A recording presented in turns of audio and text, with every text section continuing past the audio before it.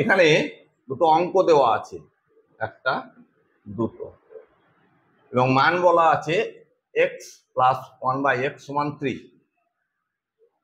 3 হলে x square plus 1/x square সমান কত, x cube plus 1/x cube সমান কত। এগুলো আমি শর্টকাট পদ্ধতিতে করব।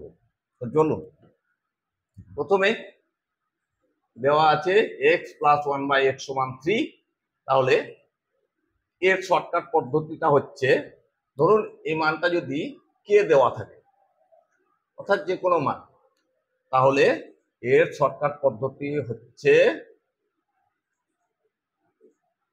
কে স্কোয়ার মাইনাস 2।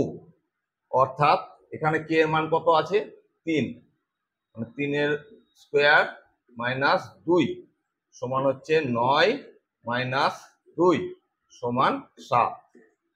এই শর্টকাট পদ্ধতিটা মনে রাখলে পরে এই অঙ্কগুলো মনে মনেই হয়ে যাবে। দ্বিতীয়টা দেওয়া আছে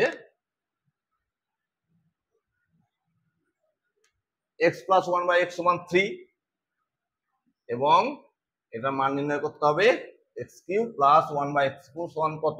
তো এর শর্টকাট পদ্ধতিটা হচ্ছে 3 ইন্টু কে স্কোয়ার, আগেই আমি বলেছি কে মানে যে কোনো মান হতে পারে, হ্যাঁ, মাইনাস 3 ইন্টু কে।